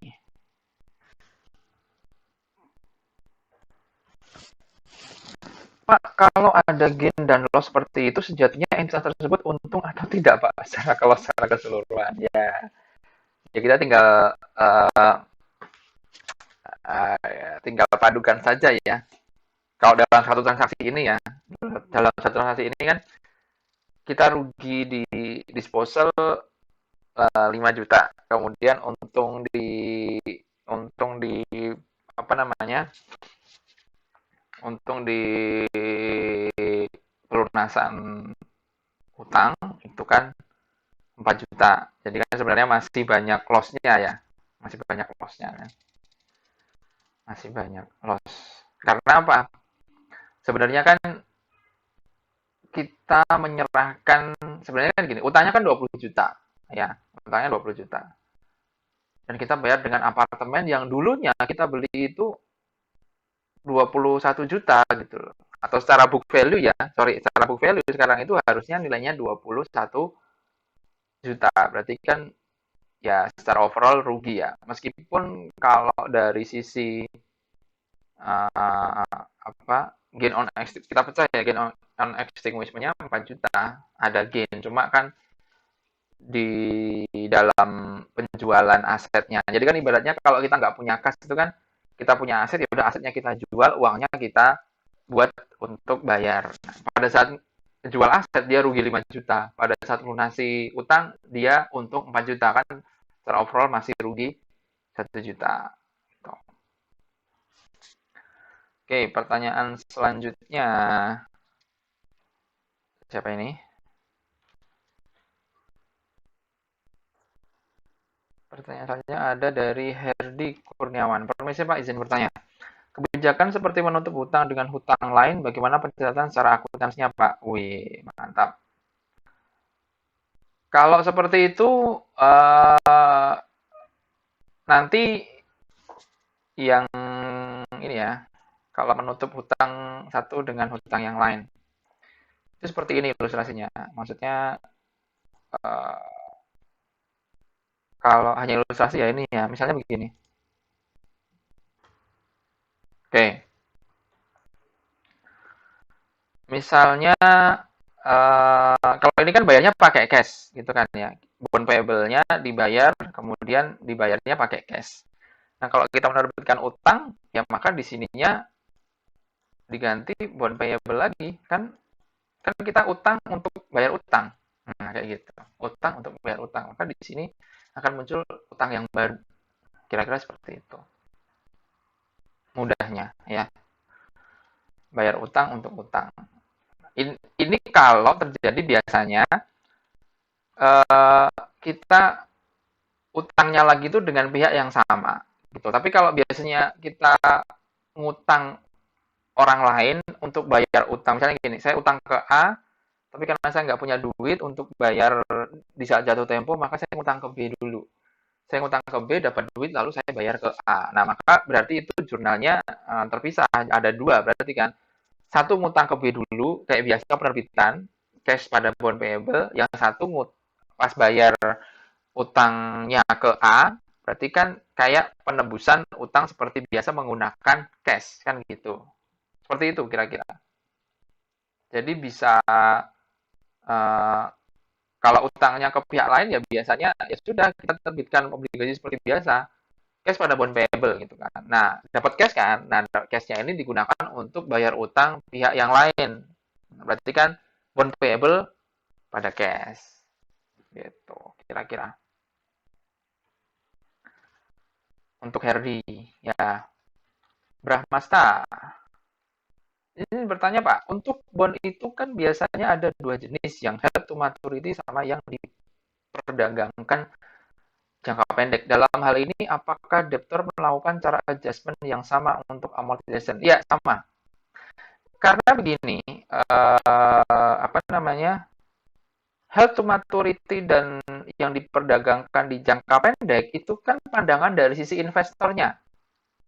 Benar. Investornya itu niatnya, nanti sebenarnya ini di 17 ya, di chapter 17 investor. Investor itu held to maturity atau enggak itu sebenarnya ada di sisi investor. Investor itu maunya akan menyimpan itu sampai nanti jatuh tempo atau dia mau main itu di pasar saham, artinya dia jual beli nanti kalau kira-kira suku bunganya lagi bagus dia akan jual dan lain sebagainya. Kalau sebagai debtor dia nggak ada urusan. Kan sebenarnya investor itu kan ngejual beli trading surat berharga itu kan antara investor juga, bukan dengan debtornya gitu. Jadi ketika di bursa itu yang diperdagangkan itu adalah investor dengan investor. Misalnya saya pegang bond ya. Misalnya saya pegang bond ya. Misalnya kamu utang ke saya.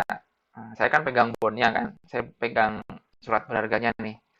Nah kemudian karena saya lagi butuh uang, saya bisa jual ini ke orang lain, bukan ke kamu sebagai debtor gitu loh. Bisa aja, ini jual mau nggak? Aku ngasih utang ke Brahma nih gitu loh. Mau nggak? Ini kuponnya sekian loh. Oh ya udah, aku ini deh, aku ambil gitu. Itu kalau bondnya di settingnya atau dalam kontraknya adalah bukan sertifikatnya itu bukan ditulis per nama gitu ya. Jadi ada bond itu yang ditulisnya itu bahwa bahwa sertifikat ini hanya bisa dipegang oleh si A, sudah ditulis nama. Nah, itu nggak bisa diperjualbelikan. Tapi kalau yang biasa, nah, itu adalah sertifikatnya tidak ditulis per nama, jadi ya udah siapa yang pegang itulah yang berhak. Nah, nanti kalau dialihkan ke orang lain bisa seperti itu. Jadi pada saat diperdagangkan di jangka pendek itu hanya peralihan dari investor ke investor saja. Gitu. Kalau dari debitornya mah ya amortisasi dan bayar bunganya ya sama gitu loh. Tinggal nanti bunganya itu akan dibayarkan ke siapa, ya itu nanti sistem yang akan ngatur gitu. Jadi siapa nih yang pegang kupon ininya sekarang gitu. Nah, itu ada di sistem perdagangan itu nantinya. Ayo dia. Wih, ayo dia udah gabung. Oke. Selamat datang ayo dia. Apakah bisa diberikan ilustrasi yang ada depresiasinya Pak agar ada yang ada depresiasi maksudnya gimana? Oh, yang tadi yang apa namanya? eh itu ya dibayar dengan aset ya. Oke, oke, oke, oke. Nah, obligasi senilai misalnya 500.000 dilunasi oleh debtor gitu ya. Saya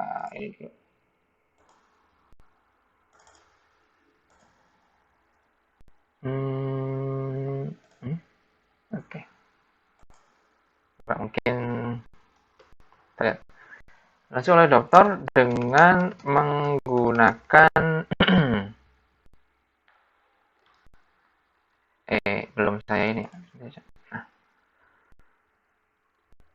menggunakan aset tetap berupa peralatan. Peralatan itu memiliki nilai perolehan sebesar 800.000 itu misalnya. Dibeli pada tanggal 1 Januari 2015 misalnya begitu ya. Ini pada tanggal misalnya 1 September 2015 misalnya begitu ya. Obligasi senilai 500.000 dilunasi oleh debtor ya. Obligasinya ini misalnya ini carrying amount-nya gitu ya. Ini adalah carrying amount gitu ya. Jadi udah nggak usah ngitung isinya apa. Biar sederhana. Peralatan itu nilai perolehannya 800.000 dibeli 1 Januari 2015. Ya, penyusutan garis lurus misalnya. Garis lurus, terus masa manfaatnya adalah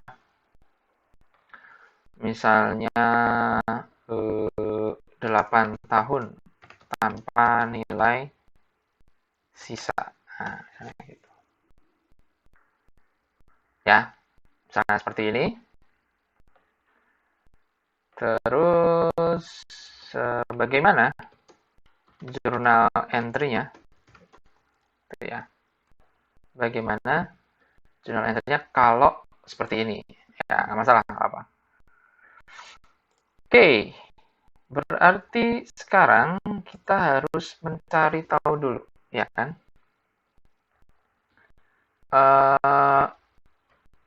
Nilai perolehan aset itu kan tadi berapa? 800.000, ya kan? Terus itu kan per 1 Januari 2015 kan. 1 Januari. Nah, maka kita harus tahu dulu. Maka kita harus susutkan dulu kan. Ini kan 1 Januari 2015 nih belinya. Padahal transaksinya terjadi 1 September. Berarti kan penyusutan selama tahun 2015 itu berarti berapa? Penyusutan per tahun dulu deh, ya, biar enak ya. penyusutan per tahun berarti 800.000 dibagi 8, berarti kan 100.000 gitu. Penyusutan per tahunnya adalah 100.000. Nah, penyusutan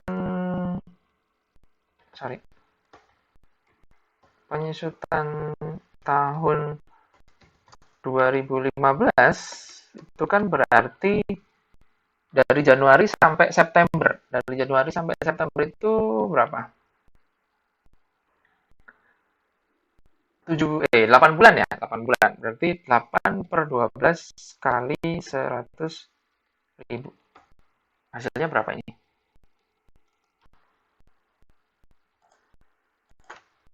8 bagi 12 kali 100.000. Waduh, nggak bulat. 66.667 saya bulatkan seperti itu ya. Berarti ya kan nilai buku per 1 September 2015 adalah 800.000 dikurangi ini.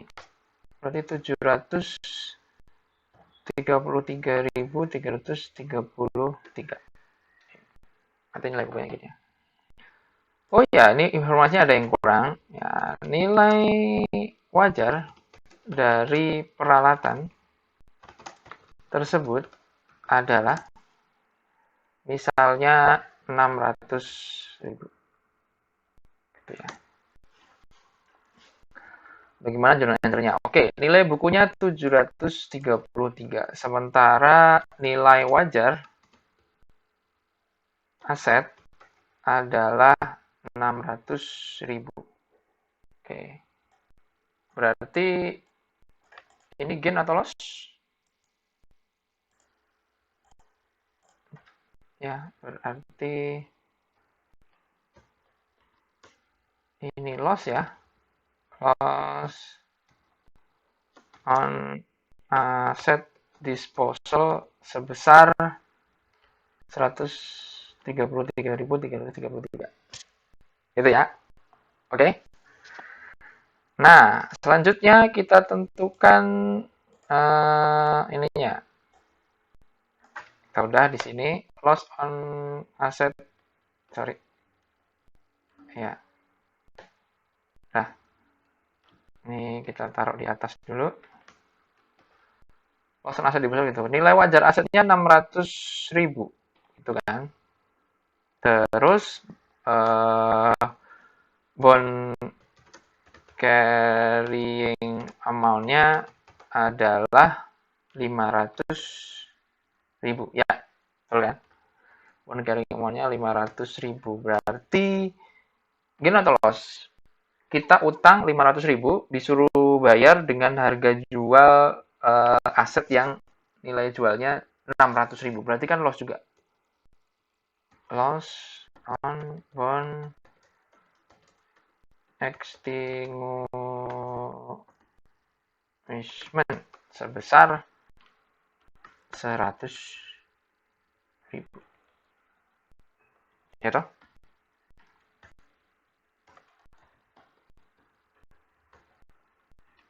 Oke, berarti jurnalnya nanti akan seperti apa?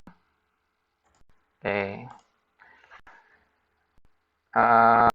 Kita perlu tahu ininya dulu, accumulated depreciation. Ya, karena depresiasinya baru 1 tahun, ya berarti kan sama dengan nilai penyusutannya ya. Nah, penyusutannya ini akan menjadi nilai juga akan menjadi nilai accumulated depreciation.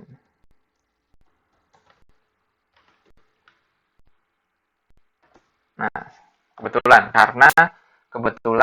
penyusutannya baru yang 1 tahun gitu ya. Maka bagaimanakah jurnalnya? Jurnalnya adalah, saya coba copy dari sini.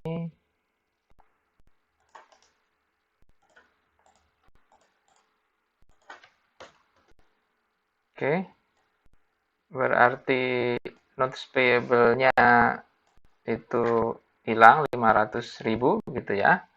Kemudian yang perlu kita jurnal adalah accumulated depreciation sebesar berapa tadi ya? 66.667. 66.667 itu ya. Terus habis itu loss on disposal of equipment sebesar lossnya berapa tadi? 133.333. 133 gitu ya.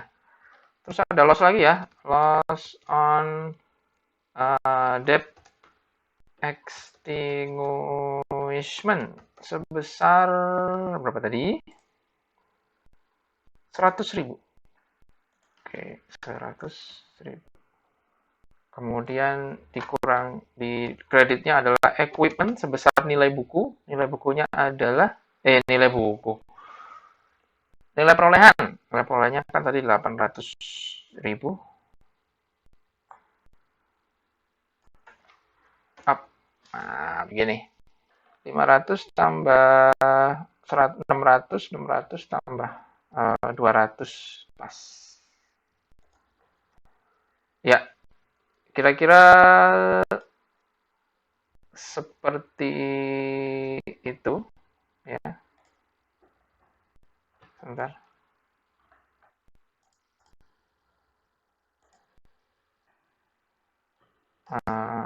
Saya coba lihatkan ininya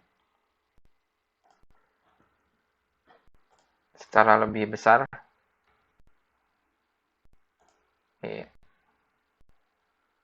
Oke, ini tadi ya. Jadi kalau nilainya 500.000 di sini ke carrying amount-nya, kemudian aset tetap itu perolehannya 800.000, dibeli 1 Januari, transaksinya 1 September 2015. Masa manfaat 8 tahun, tanpa nilai sisa, penyusutan garis lurus. Nilai wajar peralatan itu adalah 600.000. Oke.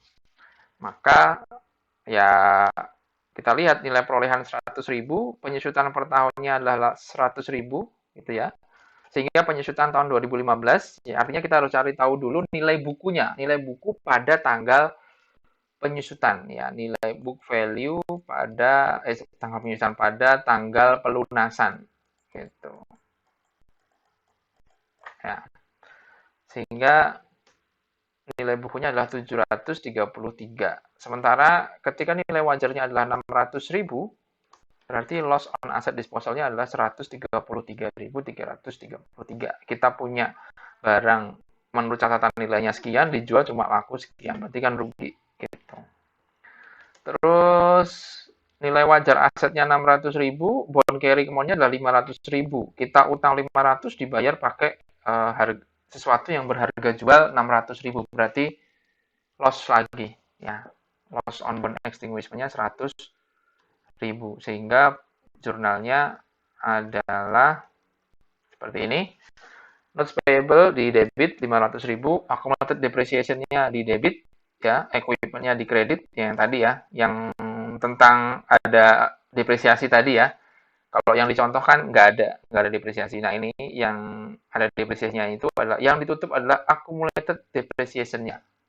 Ini adalah nilai accumulated depreciation sampai tanggal pelunasan. Jadi kalau barangnya itu dibeli sejak tahun lalu, berarti harus menjumlah accumulated depreciation ya di neraca, tapi angkanya yang update sampai tanggal pelunasan. Nah, biasanya kalau di soal, itu ketika barangnya dibeli tahun lalu, nah tahun ini kan belum didepresiasi. Nah, itu kadang-kadang teman-teman tidak teliti, langsung ngambil angka accumulated depreciation yang ada di neraca, padahal neracanya itu kan per 1 Januari atau per 31 Desember.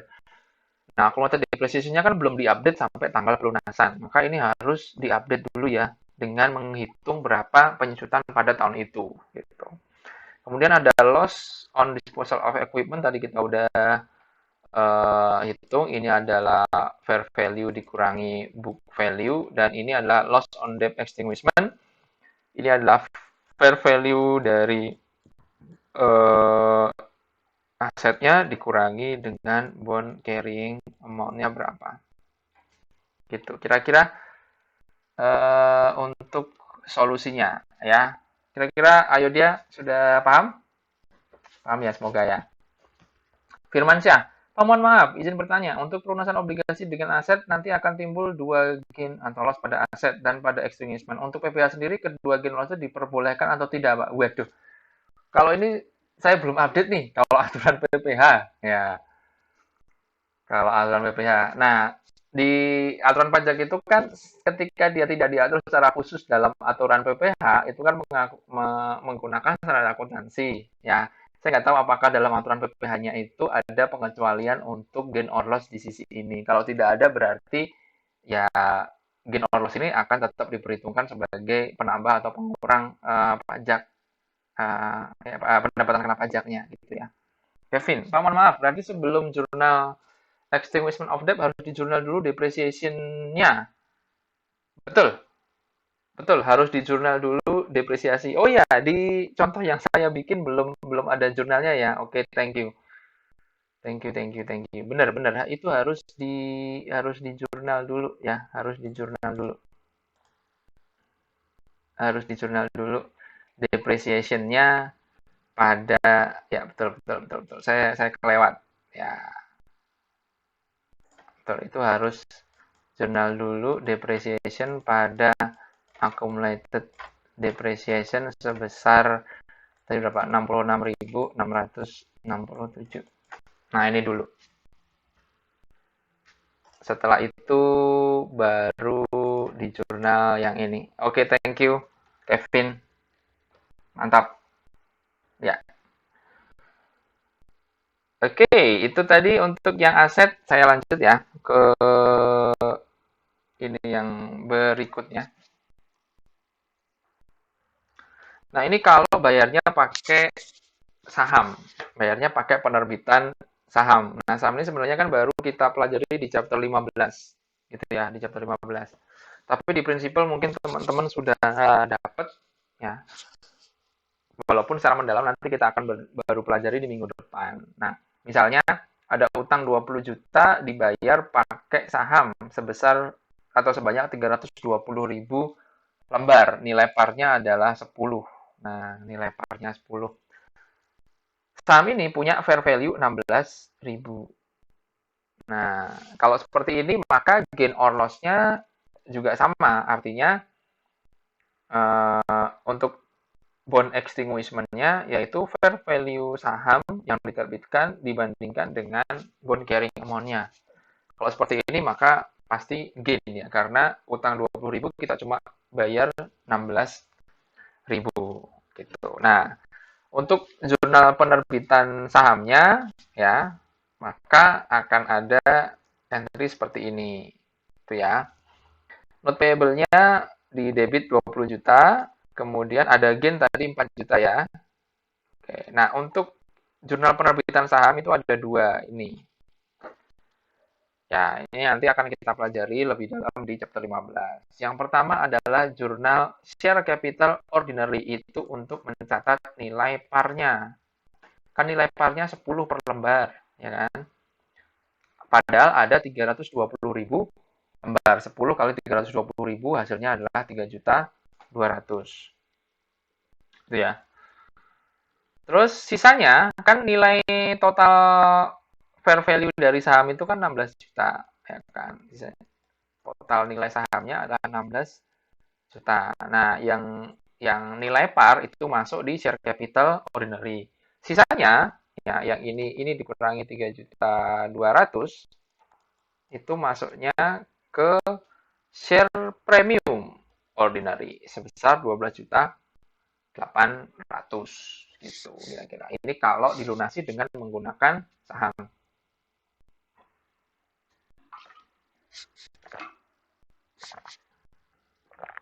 gitu ya. Nah, sekarang bagaimana ketika keadaannya semakin eh, agak ada variasi nih.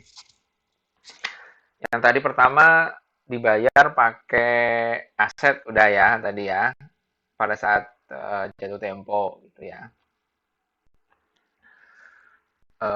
Kemudian sorry dibayar sebelum jatuh tempo gitu ya, dibayar sebelum jatuh tempo, kemudian dibayar pakai aset ya, bayar pakai aset. Nah sekarang yang ketiga adalah dia nggak punya aset dan nggak bisa ngelunasi. Ya ini udah kalau yang pertama tadi misalnya tadi dia dia nggak punya kas tapi bayarnya pakai aset, sekarang dia udah nggak punya kas dan nggak punya aset. Jadi dia minta namanya restrukturisasi atau modifikasi hutang. Nah, modifikasi hutang ini banyak hal yang dilakukan. Misalnya meminta pengurangan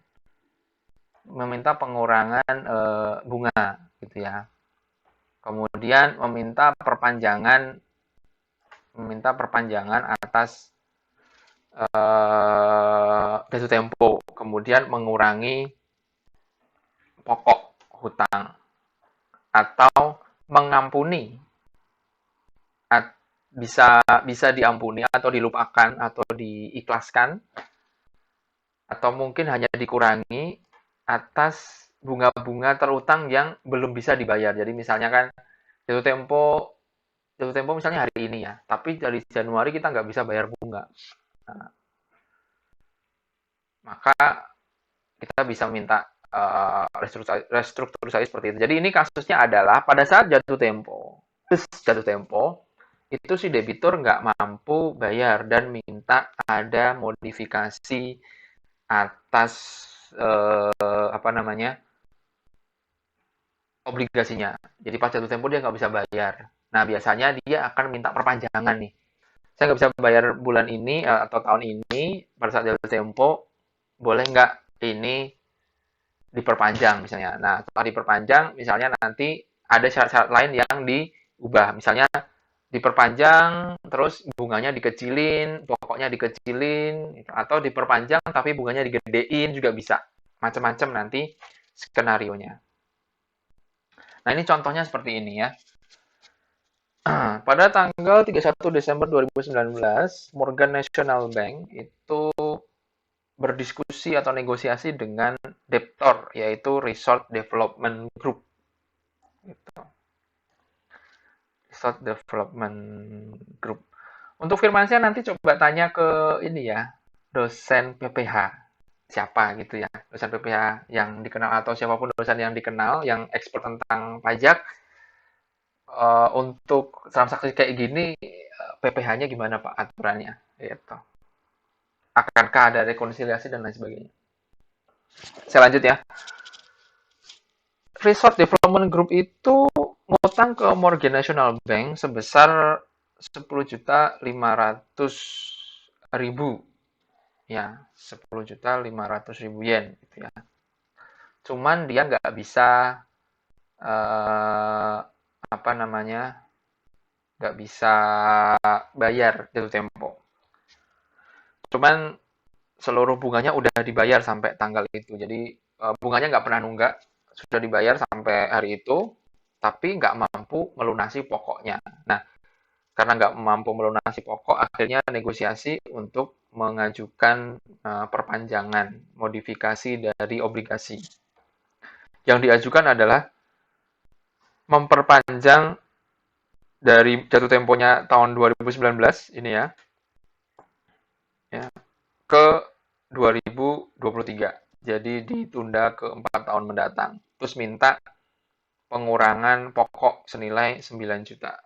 Sorry, pengurangan pokoknya berarti 1.500.000 ya, dari 10 juta menjadi 10.500.000 jadi 9 juta. Kemudian diberikan juga keringanan di mana bunganya yang awalnya 12% dikurangi jadi 8% gitu. Jadi diperpanjang dan pokoknya dikurangi, bunganya juga dikurangi. Pada saat itu bunga marketnya adalah 15%. Nah, bagaimana untuk menjurnal transaksi yang seperti ini. Nah, kita nanti ya seperti kayak tadi yang ditanyakan siapa ya. Jadi seperti menerbitkan utang baru untuk melunasi utang yang lama atau merestrukturisasi utang yang lama. Jadi judulnya seperti ini. Nah, jadi utang yang lama itu di debit ya not payable old 10.500.000 gitu kan. Kemudian atas perubahan tadi, syarat dan ketentuan tadi, itu kita ibaratkan sebuah not payable yang baru. Karena kan harusnya jatuh tempo 31 Desember 2019 itu kan harusnya dilunasikan. Tapi kan diperpanjang. Kalau diperpanjang kan berarti bondnya itu semacam dalam tanda kutip hidup lagi sampai 4 tahun ke depan. Nah, bond yang hidup lagi sampai 4 tahun ke depan itu kita nilai present value-nya menggunakan cara yang seperti biasa, yaitu present value pokok ditambah present value dari kupon. Ternyata nilainya adalah 7.200.000 sehingga ini kita mengakui gain sebesar 3.200.000. Caranya seperti apa? Ya, ini secara gambarannya nanti judulnya akan seperti ini ya. Gitu. Jadi yang not payable old atau yang lama, yang jatuh tempo itu di debit, kemudian not payable yang baru itu adalah hasil restrukturisasi, ya, hasil perpanjangan tadi, perpanjangan jatuh tempo sama gain. Gitu. Selisihnya gain atau loss nanti tergantung dari hitung-hitungannya ya, bisa gain bisa loss. Ngitungnya gimana? Jadi modifikasi itu diperlakukan seperti ibaratnya penerbitan note yang baru ya, diukur pada fair value pada saat tanggal jatuh tempo yang awal. Jadi kan pokoknya tadi dari 10.500.000 jadi 9 juta kan. Nah, ini kemudian kita present value kan 15% karena ini adalah nilai bunga marketnya. Jatuh temponya 4 tahun, N-nya 4 gitu ya. Ketemulah present value pokoknya adalah 5.145.750 gitu ya. Terus present value dari anuitas bunganya juga sama ya. Tadi kan bunganya diturunkan dari awalnya 12% jadi 8% ya kan. 8% kalau kita kalikan 9 juta kan 720 ya. 720. 720, N-nya 4, I-nya 15%. Ketemulah 2.055.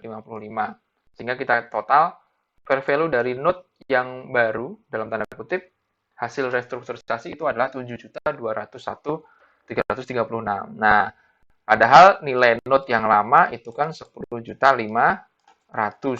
Berarti kita dapat gain karena hasil restrukturisasi itu nilai obligasinya cuma 7 juta, sedangkan nilai obligasi awal yang harusnya jatuh tempo itu kan 10.500.000, sehingga jurnalnya akan seperti ini gitu teman-teman.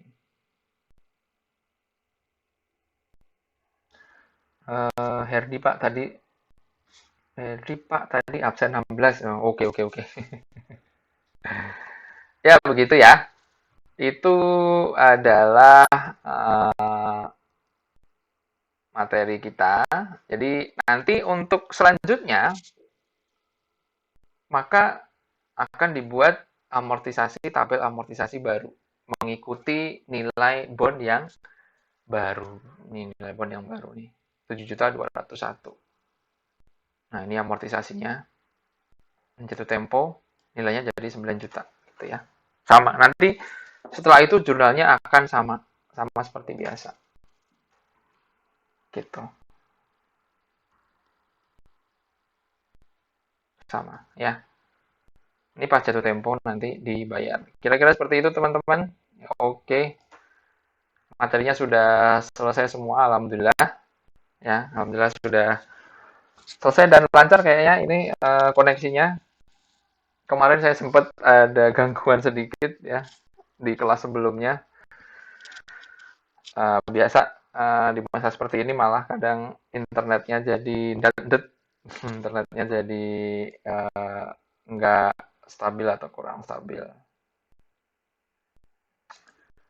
Oke, itu ya. Kira-kira teman-teman ada lagi pertanyaan, silahkan saja disampaikan. Jala tua. Oke, izin bertanya, Pak. Penjurnalan dengan modification term saat kesepakatan dicapai dengan debitur atau saat maturity, Pak? Oke. Penjurnalannya itu dilakukan pada saat sebentar. Hmm, Kesepakatan atau pada saat maturity. Oke. Saya bisa jawab insya Allah itu pada saat maturity-nya. Ya, efektif pada saat maturity karena biasanya perjanjiannya juga seperti itu. Jadi perjanjiannya itu adalah pada saat nanti jatuh tempo, maka kita akan mereschedule ulang ininya dengan syarat dan ketentuan seperti ini, begitu. Memang tergantung syarat dan ketentuannya. Kalau yang apa? Yang ini ya istilahnya yang standarnya seperti itu ya. Jadi kasusnya yang tadi ini jatuh tempo udah sekarang dan kemudian apa namanya diperpanjang. Tapi bisa juga sebelum jatuh tempo, kemudian misalnya kita bikin kesepakatan, dan kesepakatan ini berlaku mulai kapan, misalnya begitu ya. Maka ya nanti tinggal lihat bond carrying amount pada saat kesepakatan itu berjalan gitu. Bedanya cuma itu aja.